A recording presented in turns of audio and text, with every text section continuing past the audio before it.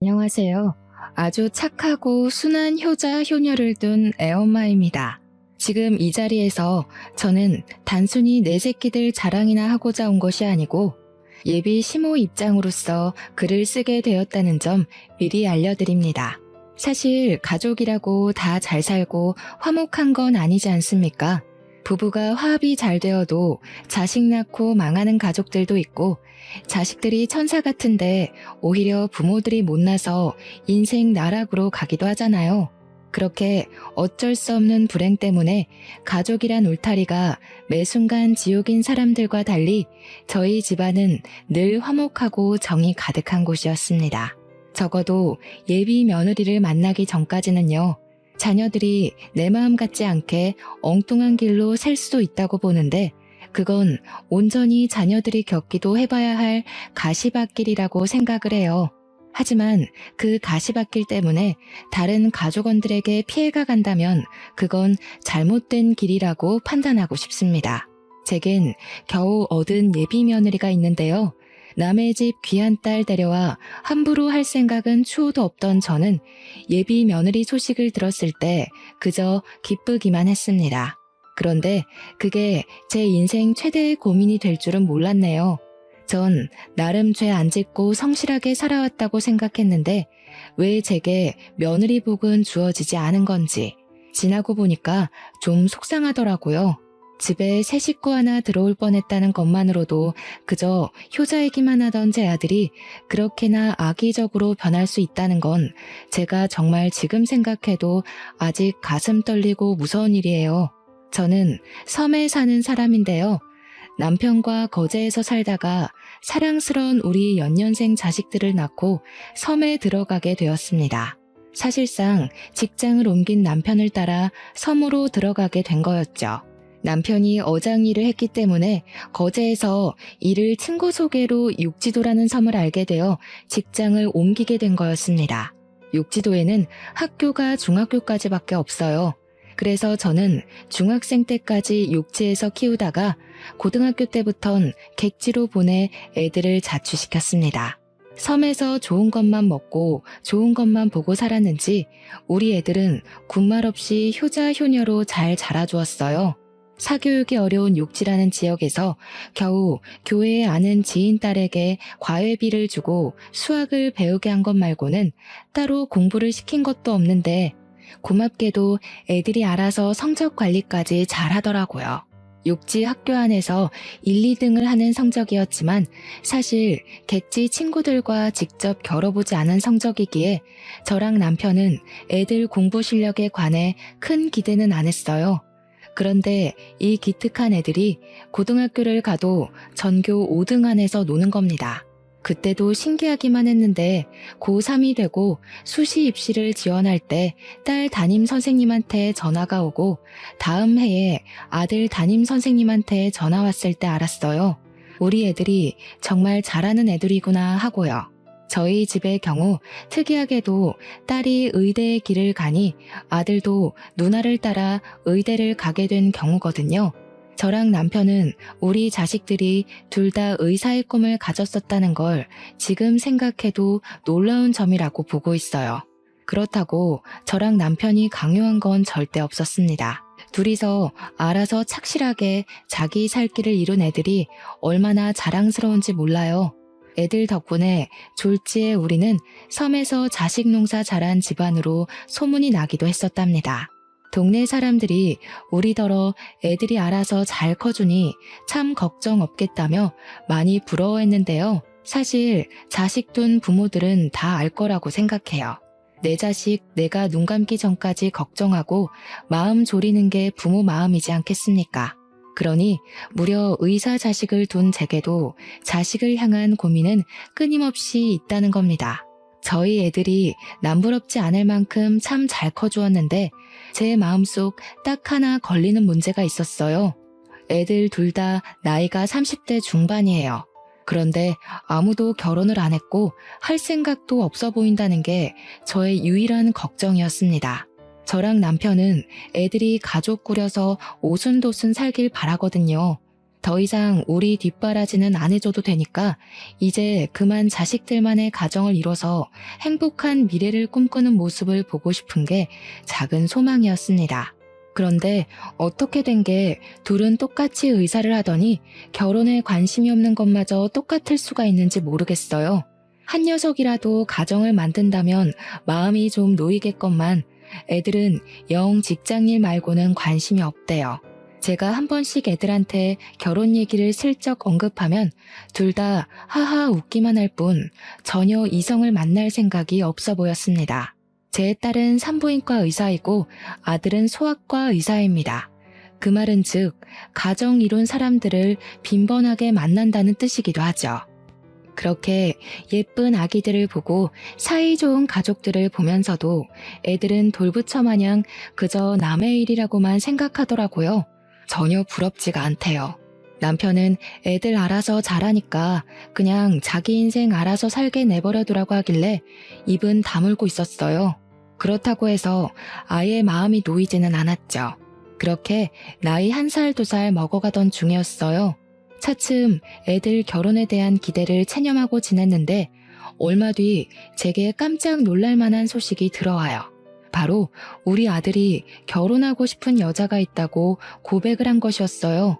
우리 애들이 워낙 효심이 깊어서 주말에 바쁜 시간을 쪼개 매번 섬에 들리는데 한날 저녁 식사를 하면서 예비 며느리가 있다고 말을 해줬습니다.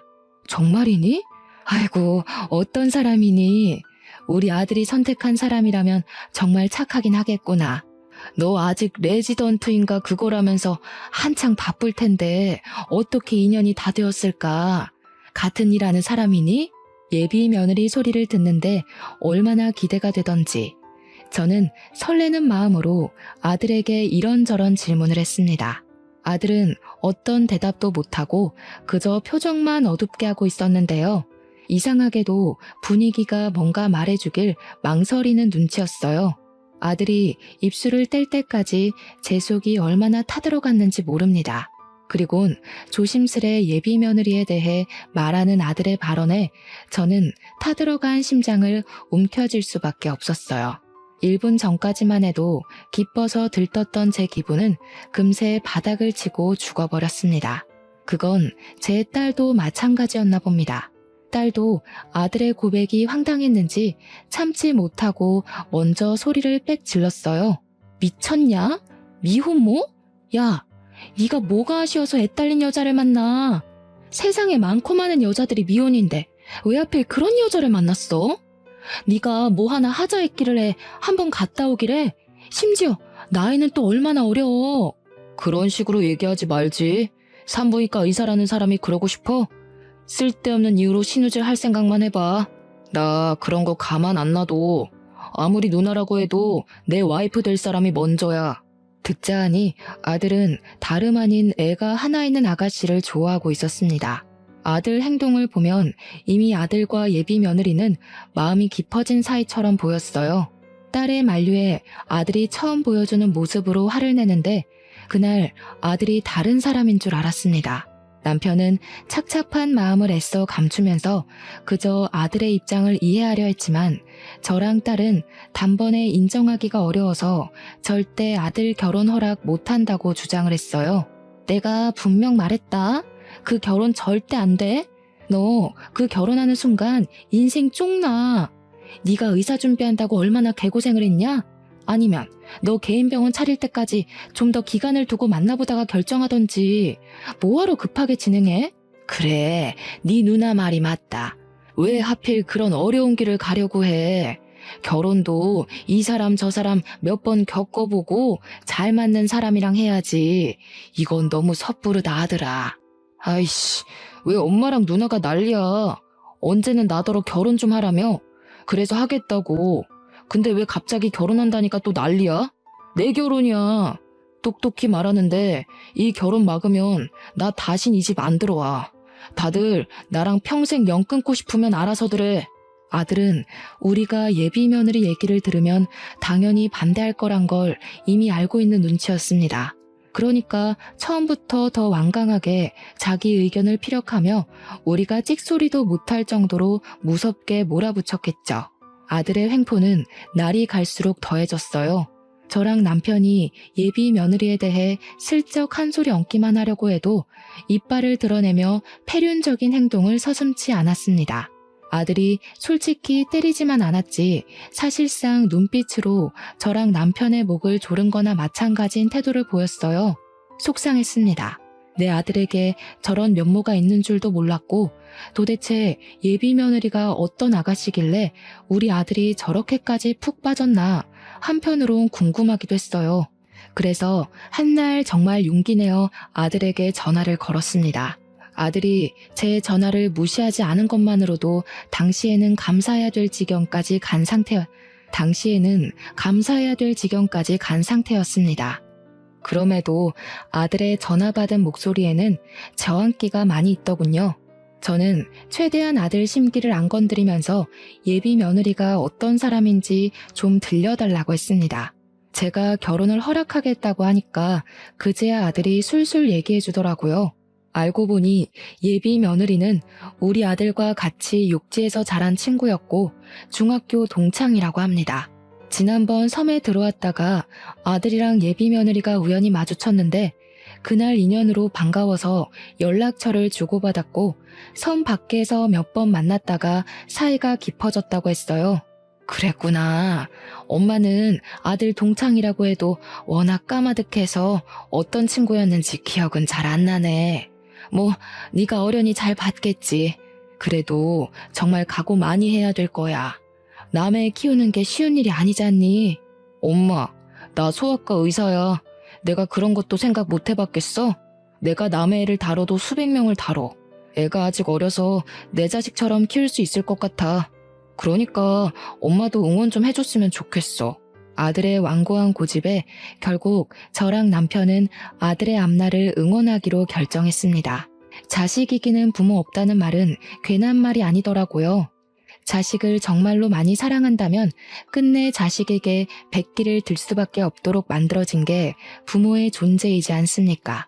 우리가 결혼을 허락하는 덕에 아들은 성질을 많이 죽였어요. 처음만큼은 아니지만 저희에게 예비 며느리를 소개해 주려고까지 했습니다. 꽤 경계를 푼 것이겠죠. 아들이 제대로 날짜를 잡아서 예비 며느리를 섬집으로 데려오기로 했어요. 그러면서 저한테 부탁하는 것이 하나 있었는데 좀 당황스럽더라고요. 그래도 엄연히 결혼 인사니까 저는 딸까지 있는 주말에 하면 좋겠다고 생각했는데 아들이 딸한테는 알리지 말라고 부탁을 하더라고요.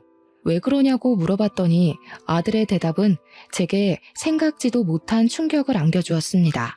옛날에 학교 다닐 때 누나가 혜영이 좀 괴롭히고 그랬대. 혜영이가 우리 누나 무섭다고 최대한 안 보고 싶다네. 그 얘기 듣는데 진짜 내가 다 쪽팔려서. 그래도 내가 한때 누나 존경했었거든? 이젠 누나란 사람이 제일 최악이야. 늘 목표를 이루고 사는 누나가 멋있다며 누나의 발자취를 따르던 게 우리 아들 마음이었습니다. 그랬던 아들이 예비 며느리란 존재가 나타나면서 낯선 사람이 되어가는 게 보였어요. 어쨌든 저도 학창시절 딸의 행적은 몰랐던 사실이었습니다. 우리 딸이 학교 생활을 착실히 하고 있다고만 생각했거든요. 그런데 제가 모르는 사이 그런 엄청난 일을 저질렀을 줄은 상상도 못했어요. 얼굴 못 본 예비 며느리에게 미안했고 딸에게 상황 설명이라도 듣고 싶었습니다. 하지만 당장은 결혼 인사가 먼저라고 생각해서 일단 아들 부탁대로 딸에겐 예비 며느리 만난다는 사실을 비밀로 했어요. 그리고 며칠 뒤 아들이 연차를 내고 평일 시간에 맞춰서 예비 며느리를 데려왔습니다. 예비 며느리의 첫인상은 참 얌전하고 조용해 보였어요. 참한 것이 아니라 뭐랄까 나쁘게 말하면 좀 사람이 음침해 보인달까? 나름 어른 집에 온다고 신경 써서 머리를 묶었는데도 잔머리를 정리 안 해서 그런지 지저분해 보였고 피부가 하얀 편인데 다크서클이 있어서 어딘가 우울하고 기운 빠져 보이는 상이었어요. 인상이라도 좋으면 어떻게든 예비 며느리를 고운 눈으로 봐주려고 했는데 들어와서도 저랑 남편의 눈을 똑바로 못 쳐다보고 죄인처럼 바닥만 보고 있는 예비 며느리가 예뻐 보이진 않았습니다. 게다가 아들이랑 둘이 같이 들어오는데 아들 품에 예비 며느리 애로 보이는 아기가 안겨 있더라고요. 남의 자식을 안고 있는 아들의 모습을 상상은 했었지만 막상 직접 보니 또 한 번 심장이 철렁하는 거 아니겠습니까? 예비 며느리가 어떤 사람인지를 떠나서 고생길이 뻔히 보이는 저런 여자의 짝을 우리 아들이 자처해서 따라붙었잖아요. 엄마로서 제 아들이 남의 자식 때문에 고생할 생각을 하니까 도무지 마음이 안 좋더라고요. 고개를 왜 그렇게 숙이고 있나. 이렇게 힘든 결혼 마음먹었으면 더 떳떳하고 당당하게 스스로를 어필해야지요. 그래야 우리가 아가씨 힘든 사정 어떻게든 이해해보고 어울리지 않겠어요? 그래서 아가씨는 부모님 있어요? 삼촌이 하나 있는데 요양병원에 계셔. 너무 몰아붙이지 마. 혜영이가 이렇게 기죽을 수밖에 없는 건 어쩔 수 없는 사회적 낙인 같은 거야. 그냥 내가 옆에서 혜영이 자존감 일으킬 수 있게 도와주면 돼. 제가 보기엔 예비 며느리한테서 여자로서의 매력도 전혀 없는 것 같은데 대체 우리 아들이 뭘 보고 끔뻑 넘어갔는지 모르겠더군요. 예비 며느리는 제가 묻는 말에 대답도 안 하고 움찔거리기만 하더니 답이란 답은 우리 아들이 대신해서 예비 며느리를 대변해주고 있는데 그 꼴이 아주 황당했습니다. 남편은 이미 예비 며느리에 대한 기대를 놓은 것 같았어요. 제가 남편한테 뭐 묻고 싶은 거 있냐고 눈짓을 주면 남편은 고개만 젓더군요. 예비 며느리에게 궁금한 것도 없고 해줄 말도 없을 만큼 단념한 것이겠죠. 남편 마음이 읽히고 나니 저 또한 속상한 감정을 참지 못하겠는 겁니다. 게다가 직접 제 눈으로 예비 며느리의 꼴이 생각보다 더 말이 아니라는 걸 확인하고 나니까 우리 아들을 한 번만 더 붙잡고 싶었어요. 우리 아들이 의사인 건 알죠? 둘이 서로 좋아서 결혼까지 마음먹었다는 건 알겠는데 솔직히 내 아들이 손해보는 장사는 맞잖아요. 적어도 경제력까지 우리 아들한테 기대려는 거면 내가 좀 힘들 것 같아서요. 아가씨는 우리 아들한테 뭘 해줄 수 있어요? 집을 우리 쪽에서 해줄 테니 혼수를 그쪽에서 해결할래요? 그래선 안 됐었는데 저는 일부러 예비 며느리가 제 말을 듣고 도망치길 바래서 좀 쓴소리를 해버렸습니다. 저라고 아이 혼자 키우는 미혼모에게 이런 상처되는 말 하고 싶었겠습니까? 예비 며느리도 돌아가신 사돈들의 귀한 자식일 텐데 저도 남의 자식한테 가슴 아픈 소리 하고 싶지 않았어요. 그래도 팔은 안으로 굽는다고 제 아들만 생각을 해야 했고 제 아들이 무엇보다 평범하게 살길 바랬을 뿐입니다. 그냥 남들처럼 같이 시작하고 같이 꾸려나가고 같이 아이를 만들어서 사는 그런 가정을 살길 원했다고요. 이렇게 소박한 삶이 이토록 어려운 소망인지 꿈에도 몰랐네요. 예비 며느리는 제 말을 듣고도 아무 말 없이 고개만 푹 숙이고 있었습니다. 방금 발언들은 제가 아들의 동의 없이 저지른 일이라서 아들의 성화가 뒤따를 거란 각오는 했어요. 그런데 그게 천륜 얘기가 오갈 정도로 심각한 사항을 불러일으킬지는 차마 예측을 못했습니다. 내가 이 집에 퍼다 부어준 돈이 얼만데 엄마가 뭔데 내 사람한테 그딴 식으로 짓거려? 앞으로 나 보고 살 생각하지 마. 나 이제 이 집 자식 아니야. 두 분은 똑똑히 기억하세요. 천륜이 끊어진 건 명백히 두 분 탓이니까 평생 기억하고 괴로워했으면 싶네요. 아들은 그대로 예비 며느리를 데리고서 밖으로 나갔습니다. 제가 아들을 급하게 따라 나섰다가 아들이 밀치는 바람에 그대로 바닥에 주저앉아 버렸어요. 남편은 저를 쫓아와 부축하면서 이제 그만 아들 인생은 신경 쓰지 말자고 아들이 저리 매몰차게 얘기를 했어도 말뿐일 거라며 저를 위로했습니다. 그러면서도 남편 또한 아들의 돌변한 모습에 한숨만 쉬더군요. 저는 닭똥 같은 눈물을 흘리면서 남편 품에 안겨 서름을 토로했어요.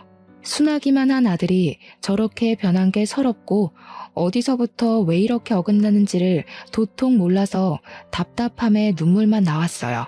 한 번도 말썽 피운 적 없는 아들이었는데 아들 모습이 적응되지 않아 하루하루가 괴로웠습니다.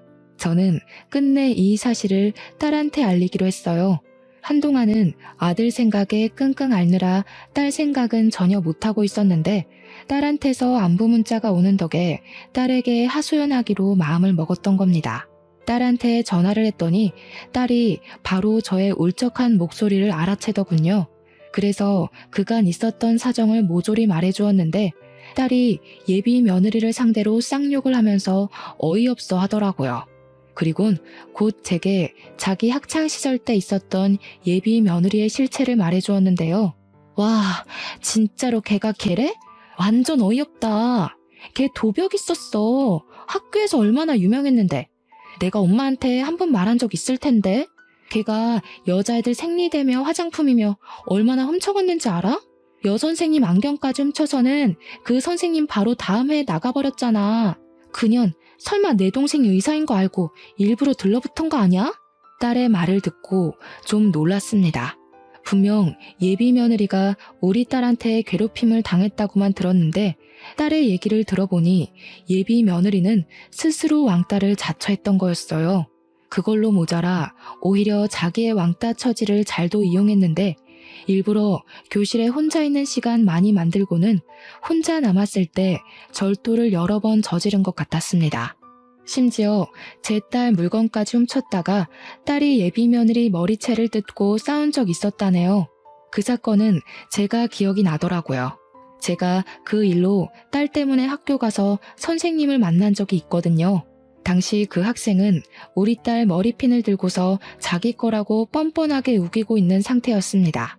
제가 그냥 그 학생한테 새 머리핀을 살 수 있는 용돈을 주면서 상황이 무마되었던 걸로 기억해요. 그런데 그때 그 억측스러운 학생이 제 예비 며느리라는 게 너무 충격이었어요. 물론 도벽이란 거 과거일 뿐이고 철없는 시절 저질렀던 실수였을 수도 있죠. 하지만 그건 남의 일일 때나 너그럽게 이해해 줄 수 있는 거고요. 제 아들 배우자로 과거 도벽 이력이 있는 여자가 들어선다는 게 또 용납할 수가 없는 겁니다. 그래서 이 사실을 아들한테 알려주려고 잘할 줄 모르는 문자까지 이웃집 자식한테 배워서 장문의 글을 전송했습니다. 그랬더니 바로 아들에게서 쌍욕 문자가 날라오더군요. 자기는 이제 엄마 없다면서 연락하지 말라길래 저는 철렁 내려앉는 심장을 부여잡고 주저앉았습니다. 언젠가는 으스러질 길로 향하는 아들을 이대로 내버려 둬야 하는 건지 어쩔 도리가 없어서 난생 처음으로 인생의 막막함을 느꼈어요. 남편은 여전히 어쩔 수 없는 일이라고 아들도 직접 지옥을 겪고 혼쭐 나봐야 된다며 내버려 두자고 했는데도 이게 아빠 마음과 엄마 마음은 또 다르거든요. 남편은 자기 자식을 강하고 따끔하게 혼내서 올바른 길로 인도하고 싶겠지만 엄마인 저는 내 자식이 최대한 나쁜 길은 피해가도록 알려주고 싶은 마음이 컸어요. 그렇게 며칠간 소가리를 한 끝에 저는 결국 남편에게 한 가지 부탁을 했습니다. 바로 아들 있는 객지로 좀 나갔다 오자는 마지막 몸부림이었죠. 남편도 아들 내버려 두라면서 신경 안 쓰는 척해도 속은 그게 아닌가 보더라고요. 아들 인생이 나락으로 가고 있는 게 뻔히 보이니까 마음에 걸렸는지 제 제안을 흔쾌히 수긍했습니다. 저는 아들이 아닌 딸한테 물어 아들 자취방 주소를 얻었어요. 당시 아들이 제 연락을 일절 무시했거든요. 딸은 처음엔 저희가 아들 집에 찾아가는 걸 말렸습니다.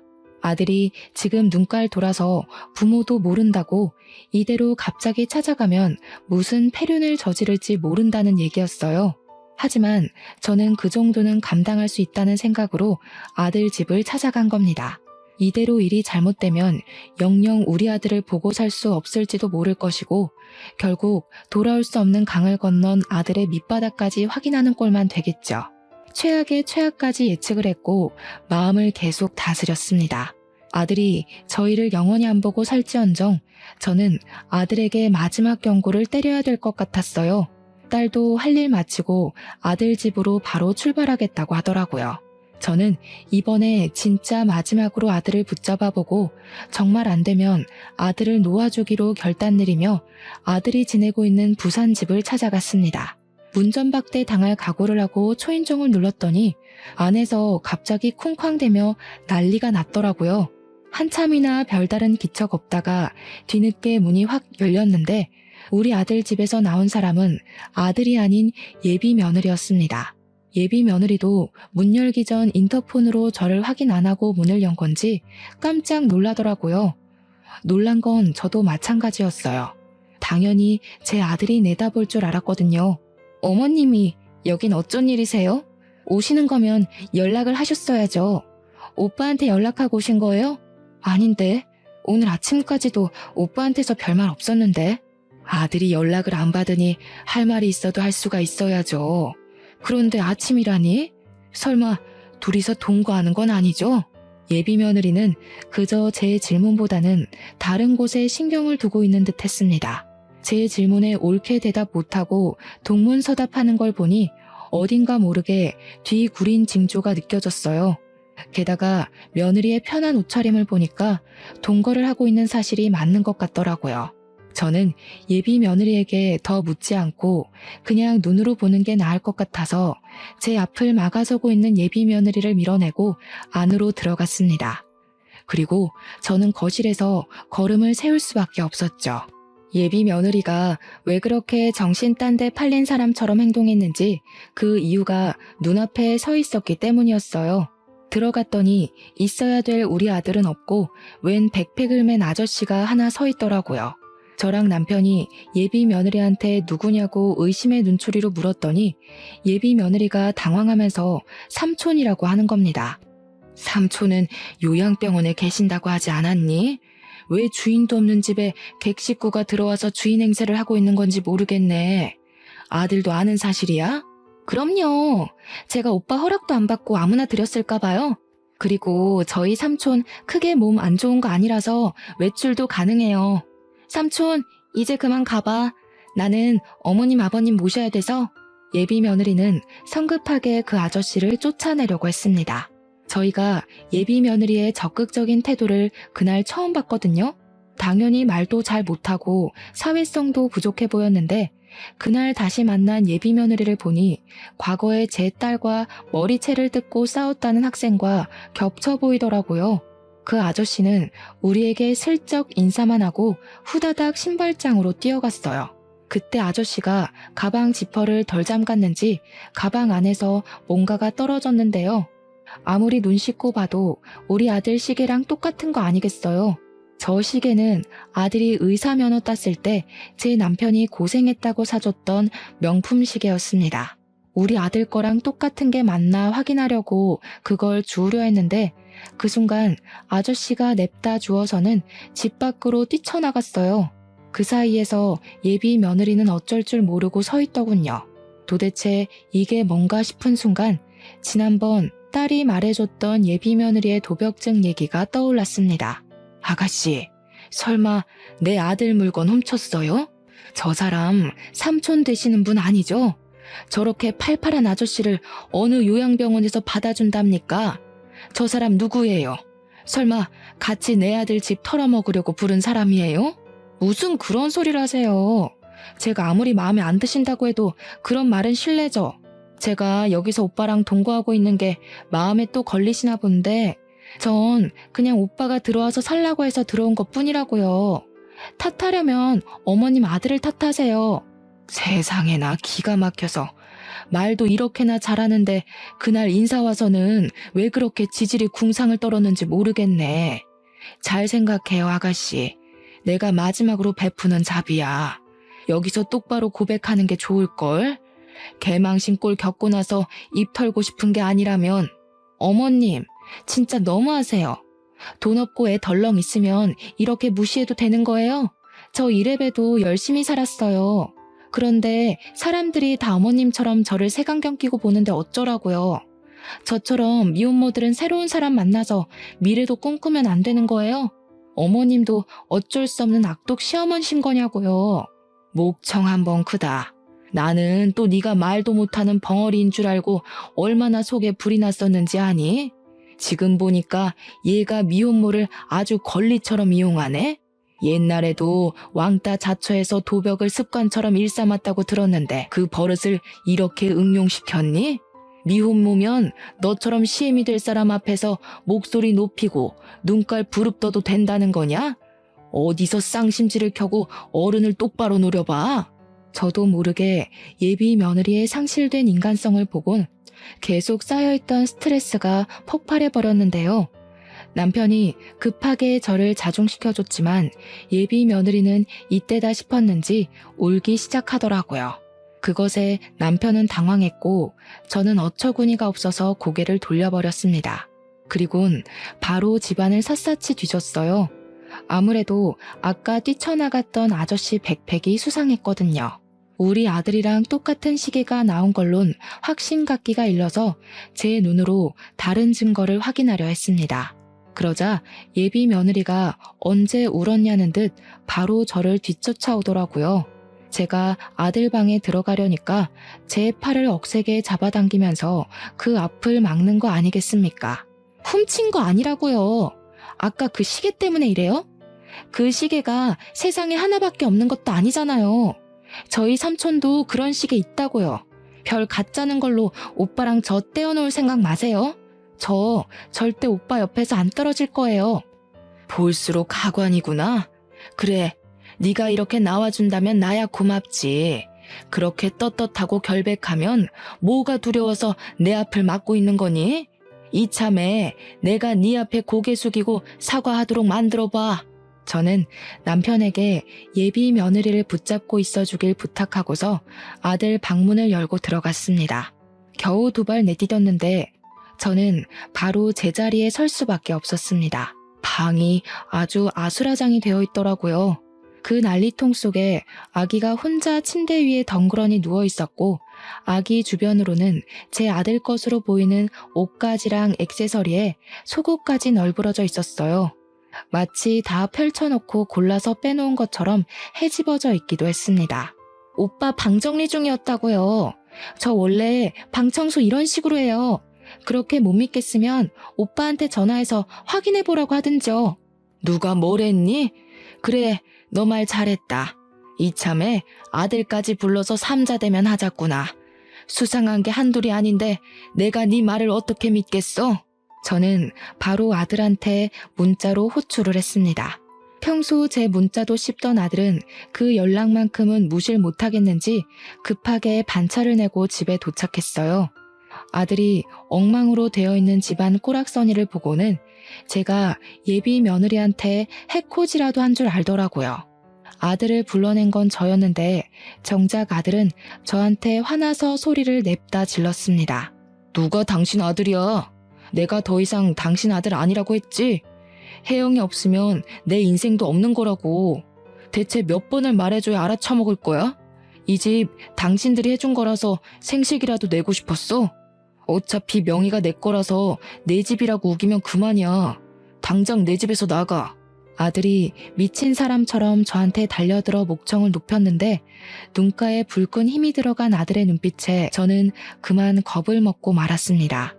심장이 강하게 조여오면서 숨을 쉬는 게 어려워졌죠. 그러자 남편이 나섰는데 남편은 생전 자식들한테 손찌검은 안 하는 사람이거든요. 그런데 그날 처음으로 아들 뺨을 날렸어요. 한 대로 부족해 두 대까지 날린 후 마지막엔 아들의 가슴팍을 강하게 밀쳐 중심을 넘겨뜨렸습니다. 이 모저리 같은 놈, 내가 너를 이따위로밖에 못 키운 게 죄지. 어디다 대고 엄마한테 큰 소리야? 그렇게 여자가 좋으면 이 집 갖고 영영 사라져버려. 내가 너 당장 호적에서 파버릴 거야. 이 불효새끼 같으니라고. 아들도 평생 부모한테 맞은 적이 없었다 보니 자기 아빠한테 맞은 게 나름 충격이었나 봅니다. 그리고 제 남편은 웬만해서 애들 삶에 크게 간섭질하는 부모가 아니었거든요. 어떻게든 애들 선택을 존중해 주려고 한없이 이해를 하는 사람이란 말이죠. 그런 아빠가 자기에게 손을 올렸으니 아들 되는 입장에서 얼마나 놀랐겠습니까? 저도 놀랐는걸요. 근데 우리가 아들 눈이 돌아도 단단히 돌아 있었던 걸 몰랐어요. 남편의 손찌검이 아들의 반항기를 더 끌어올린 셈만 돼버렸습니다. 벌떡 일어난 아들이 남편에게 무섭게 돌진해서 남편의 멱살을 잡았는데요. 한 대 칠 기세로 주먹까지 올리길래 제가 급하게 아들 팔을 붙잡으며 말렸습니다. 당연히 남자 두 사람을 제 힘으로 감당하기가 벅차잖아요. 그래서 급한 불부터 끄기 위해 예비 며느리에게 도움을 청했거든요. 그런데 그때 제가 못 볼 꼴을 보고 말았지 뭡니까. 제가 예비 며느리에게 당장 와서 말리라고 소리치던 그 순간 예비 며느리의 표정이 너무 소름이었습니다. 그년 얼굴에서 이미 내 아들은 자기한테 눈이 멀었으니 부모님 같은 거 안중에 없다는 확신을 담고 있는 모습이었어요. 아주 뻔뻔하게 저를 보고 비소를 슬쩍 올리는데 순간 제 손에서 힘이 빠져버렸습니다. 살면서 등골에 소름이 쫙 돋는 경험을 그날 처음 했어요. 예비 며느리가 정말 사람처럼 안 보였죠. 그리곤 그 두려운 마음이 곧 아들에 대한 원망으로 바뀌게 되더라고요. 이렇게 변해버린 아들이 너무 미워서 저는 결국 아들을 두들겨 패기 시작했고 더 이상 너희들 사이에서 손 뗄 테니까 제발 저리 나가 떨어지라고 고래고래 소리를 질렀습니다. 그러자 제 말에 불씨가 확 죽은 아들이 순순히 물러났어요. 그리곤 꼴도 보기 싫으니 바로 나가라고 하더군요. 결국 제가 예상했던 최악의 최악을 더한 일이 발생해버린 셈이었어요. 아들은 저희더러 자길 호적에서 빼든 말든 알아서 하고 다시는 코빼기도 비추지 말라고 했죠. 너무 속상했지만 우선 그날은 아들과의 대화는 틀렸다고 봤습니다. 그래서 남편을 데리고 나가려는데 그와 동시에 딸이 집에 들이닥쳤어요. 워낙 정신없던 터라 딸이 온다는 사실을 잊고 있었던 겁니다. 딸이 들어오자마자 더 놀란 건 딸 뒤로 경찰이 우르르 들어왔다는 거예요. 딸이 예비 며느리에게 삿대질을 하자 경찰들이 예비 며느리를 붙잡았고 집주인인 아들에겐 참고인 조사를 위해 같이 가야 된다고 안내를 했죠.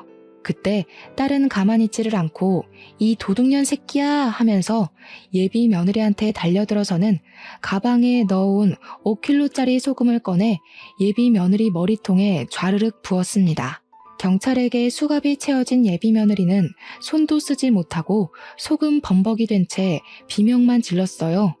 이 년이 옛날 버릇 남 못 주고 또 도벽증 도졌네? 옛날엔 내 머리핀을 네 거라고 우기더니 이제 내 동생을 네 거라고 우길 참이니? 사람이 배보다 배꼽이 큰 짓을 하면 이런 꼴이 나는 거야. 네 주제를 알아야지. 밑에 네 삼촌이라는 원조교제 애인 잡혀있거든? 내 동생 물건 다 뱉어내고 쳐 울고 있으니까 가서 나란히 부둥켜 안고 질질 짜라. 딸이 예비 며느리의 이마를 퍽퍽 밀면서 말을 하자 예비 며느리가 딸을 죽일 듯이 노려보면서 괴성을 내질렀습니다. 예비 며느리한테서 저런 악에 바친 고함이 나오는 게 또 놀랍고 무섭더라고요. 원래 조용한 녀석들이 미치면 더 겁나잖아요.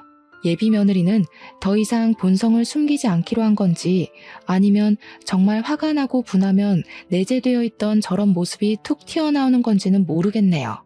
어쨌든 아들이 보는 앞인데도 더는 이미지 관리 없이 평소와는 이질적인 면모를 드러냈습니다. 나도 이깟 집안 진절머리 나서 결혼 같은 거 할 생각 없었어.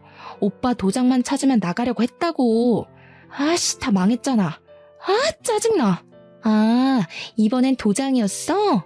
나이가 먹으니까 스케일이 커졌다? 그럼 네 말은 내 동생한테 일부러 접근했다는 거네. 내 동생이 의사 됐다는 건 동네에 소문 퍼져서 이미 전해 들은 사실일 테고 나이 먹고 추하게 욕심만 날로 과해져서 어쩌냐? 그런 잔머리 굴릴 시간에 공부를 했으면 너도 의사 됐겠다 얘. 잘난 척 하지 마. 옛날부터 언니가 그런 식으로 거들먹거리는 게 재수없었어. 의사가 뭐 대수야? 그래봤자 나처럼 촌뜨기인 건 똑같은 처지면서 이게 촌뜨기를 무시하네? 촌뜨기도 해내는 의사를 너는 못하고 도둑질만 해댔지 않아? 뭔 자신감으로 의사를 얕볼까? 촌뜨기 무시하려면 적어도 너처럼 상식 없이 손버릇 나쁜 애들한테나 해야 제대로 무시하는 거지. 어줍잖은 수준으로 우리 집안 무시하는 건 열등감밖에 안 된단다 이 도둑년아. 딸과 예비 며느리가 하는 대화에서는 예비 며느리의 인간성을 도드라지게 확인할 수 있는 증거 현장이나 다름없었습니다. 저희들 다 놀랐지만 무엇보다 아들이 심하게 충격 먹은 것 같았어요. 바짝 경직되어선 믿을 수 없다는 얼굴로 예비 며느리만 바라보더라고요. 저는 그 모습을 보고 아들이 완벽하게 정신을 차렸으면 해서 좀 더 쐐기를 박아야 할 것 같았어요. 그래서 예비 며느리에게 다가가 그년 뒷주머니에 있는 전자담배를 꺼냈습니다. 우리 아들은 담배도 안 피우는데 명색의 아기 엄마라는 사람이 영 깡통이구나. 네 아들은 무슨 죄니? 도둑질하는데 이용하려고 애 낳았니? 동정심이 필요해서? 네 아들 네가 엉망으로 키우든 말든 우리 알 바 아닌데 내 아들까지 엉망으로 끌고 가는 건 나 못 본다. 어디 철딱서니 없이 도둑질이야? 가서 콩밥 처먹으면서 반성해. 저는 전자담배를 예비 며느리 입에 쑤셔 넣어주고 경찰에게 그만 가봐도 좋다고 했습니다.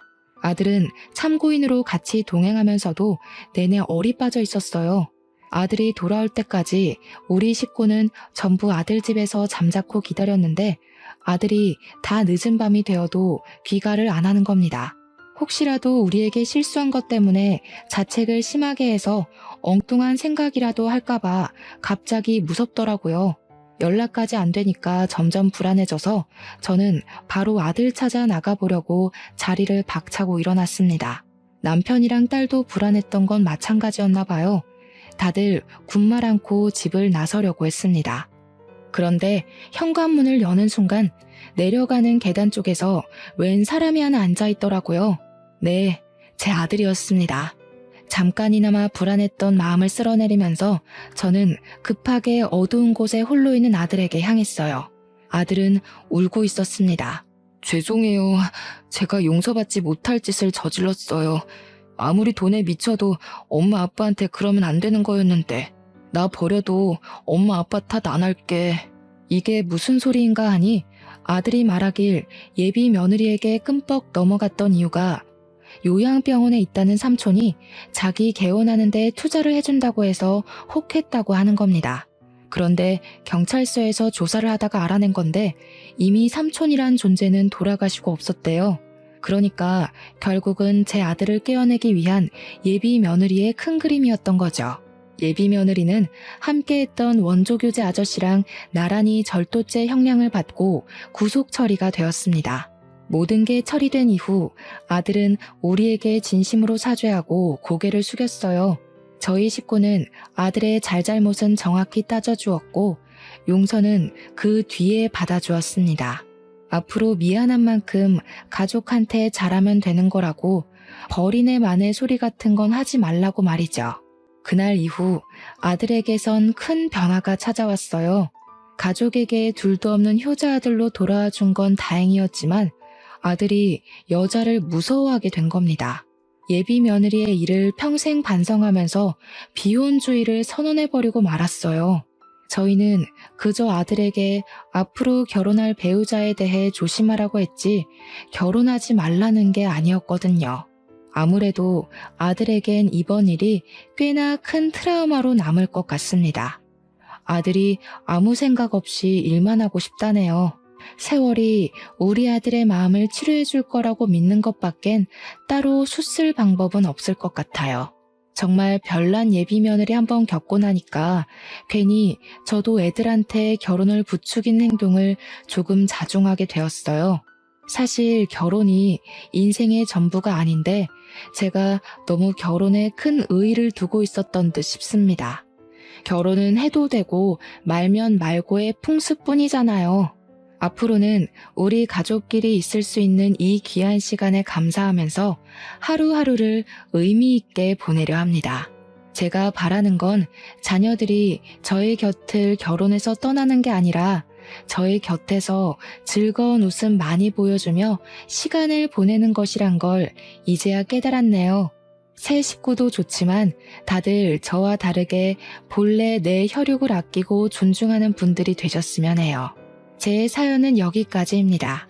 긴 글 들어주셔서 너무 감사드려요. 항상 행복한 날 되셔요.